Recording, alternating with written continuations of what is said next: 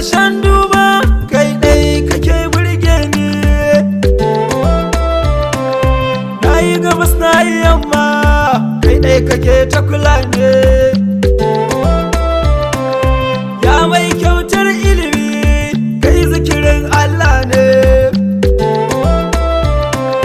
Waye yake jin yare na mala'iku bayan kai?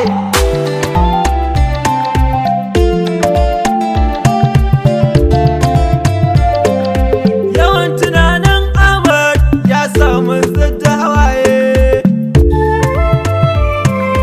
Dogon balaraben nan mai ta bayan sawaye.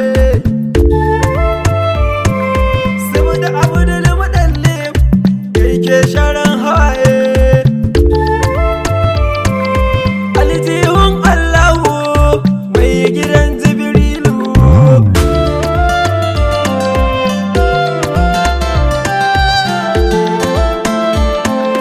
Ya mai tarwatsa taron dukkan arnan gawa.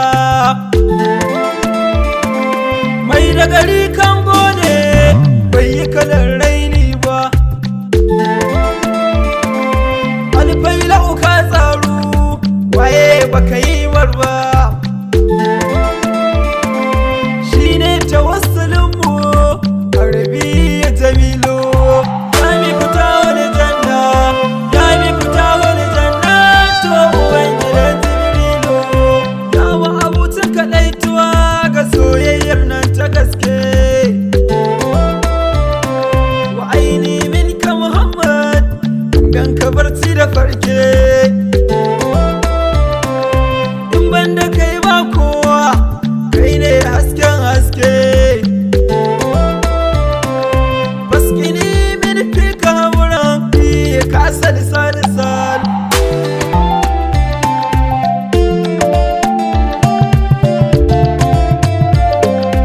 Mala'ikan da ya ganka sai Jibril ya suma. Har tambayar ka yake yi ya kake ne ya faɗa ma. Yanda ya ganka ya barka sai ka faɗa masa dama. Ya mai kogon sauro ubangidan su Bilalu.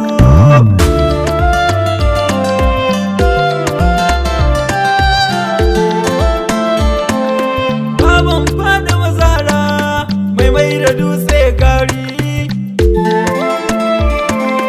Taka ɗaiɗai Ahmad kai ba a yi maka kuri.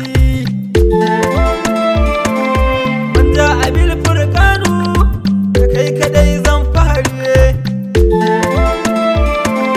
Bayan kai ba kowa kai ke saitar jalo. Ya mi fita wani janna, ya mi fita wani janna, to ubangidan Jibrilu. Waye faɗa maku cewa rana na haska shi. Tasirin gama mace kuma tun yaran tarshi. Wanda ya ce ba haka ba mu ɗau shirin yanka shi.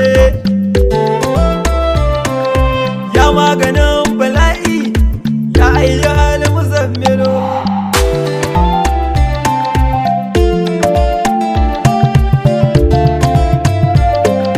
Ya mai hajar al'aswadu cikakken balaraben nan.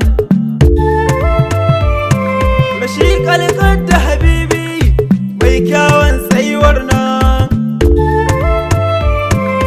Idan ganin Allahu waye ya ganka ganin nan. Ka ƙara yi man jalabi ya abu da zuljamal.